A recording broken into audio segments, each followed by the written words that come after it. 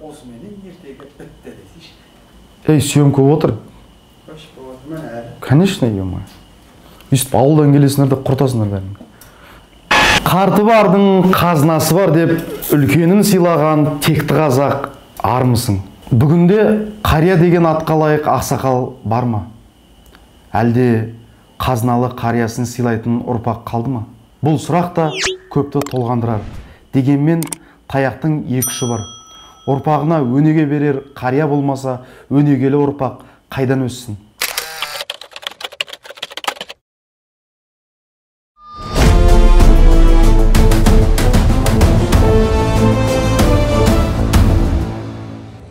Баяғда бір хан халқына елдегі қарияның көзін жойыңдар.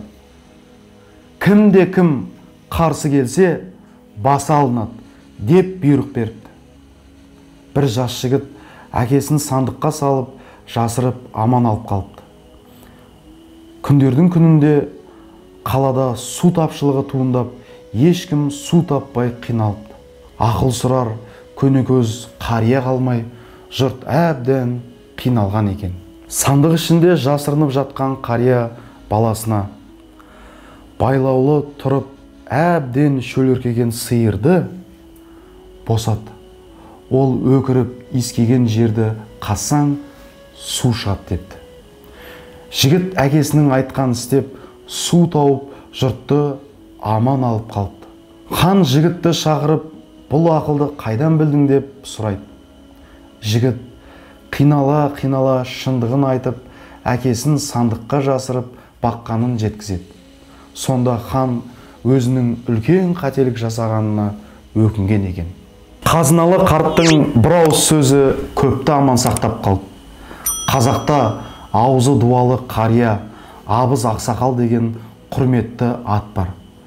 Ал бүгінде бата берер қарт, шежіре шертер абыз ақсақал бар ма? Өнегелі әңгіме айтып, ел арасындағы кикілжіңге тоқтау салар қартымызда қалмай бара жатқан сияқты.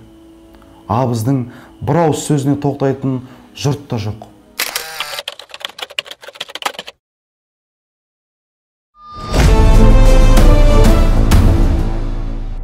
Бұл кесір қайдан пайда болды? Әрине, көпке топырақ шашуға болмас, дегенмен де әдемі қартайып, салиқалы, парасатты деңгейге жеткен қартты іздесең әрең табатын халге жеттік. Қазақта көп жасағаннан емес, көпті көргеннен сұра деген сөз бар. Қарияның бәрі қария емес деп айтудан да аулақпыз. Ал қазыналы қариямыздың қадірін кетіріп жүрген өзіміз бе деп те ойланамыз. Ақсақалды немесе жас үлкенді шал деп мұқататын дәстүр пайда болды.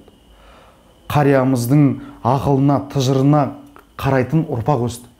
Ойлап қарасақ, екі жақтан да кінә табылады екен. Әркімнің жүрегінде өз құдайы бар. Ол дегеніміз ізгі ниет, шағын ғана тәмсілден түсінген адам көп ой түйген болар. Әуелі қазыналы қартымызды бағалайық. Жұртқа сөз өтетін абыз қария болуға дайындалайық дегім келеді. Ал сіз қалай ойлайсыз? Қалай десек те, қарты бар үйдің қазынасы бар. Қартымыз қартқа, жасымыз жасқа лайық іс қылсақ, береке бізден қашпас деген ой түйдік.